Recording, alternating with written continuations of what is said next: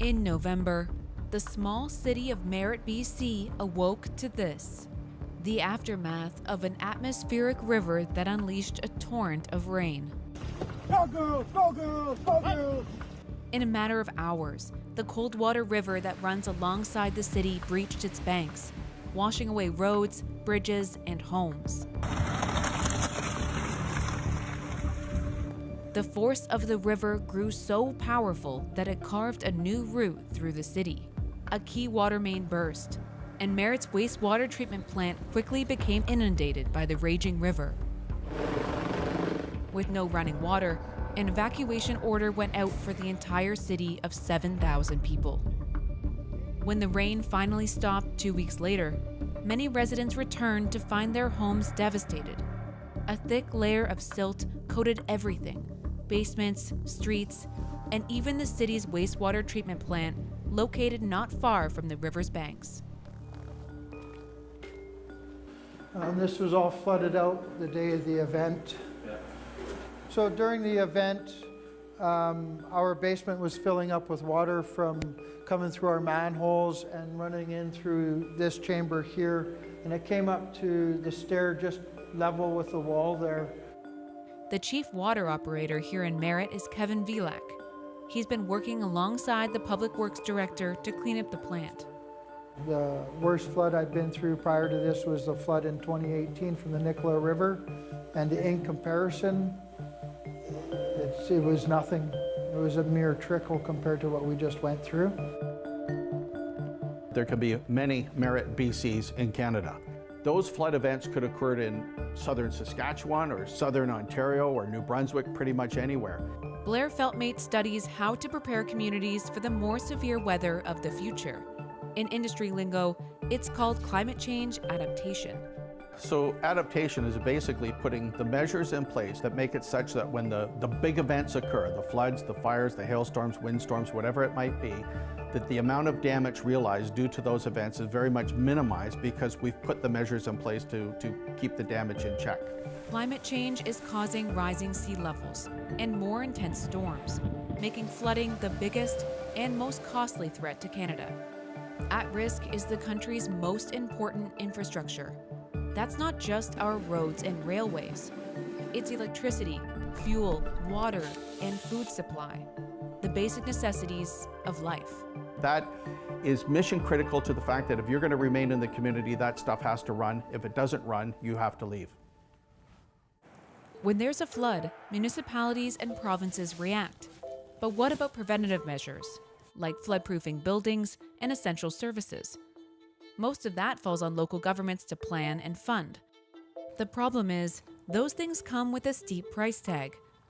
Linda Brown is the mayor of Merritt, and she knows that most municipalities, especially smaller ones like hers, can't afford it. We're talking bridges, wastewater treatment plants. Those two items alone are probably 30, 40 million. So there's a whole lot of dollars that we can't even fathom at this point. Whatever federal funding is available is limited and competitive, and that's led to a patchwork of preparedness across the country. The problem in Canada on climate change has been that up until just recent years, 98% of discussion on the climate file has focused on mitigating greenhouse gas emissions, which is a smart thing to do, and I'm fully in favor of that. But we've done so to the exclusion of talking about adaptation. Even in the absence of national coordination, a few cities have started taking adaptation seriously. So there was a huge storm system that moved through Edmonton in 2004 and caused massive flooding, especially in the southwest part of the city here. My parents were out of town, and so I rushed over here, and streets were flooded. People were actually canoeing out on the main road behind my parents' place. Alberta's capital is prone to flooding. Don Iveson is the former mayor. For years, he watched as his city was battered by intense rainfall that caused flooding along the North Saskatchewan River, as well as in low-lying neighborhoods like this one. It was really surreal to come back to the neighborhood that I grew up in and see so much of it underwater. But it wasn't just that experience that made Iveson embark on a mission to transform Edmonton's flood preparedness. He was elected mayor in 2013, the same year that Calgary was hit by the worst flood in the province's history. We got the clear message that the weather is continuing to change, the storms more intense, and that we needed, as Albertans, to all be thinking about this.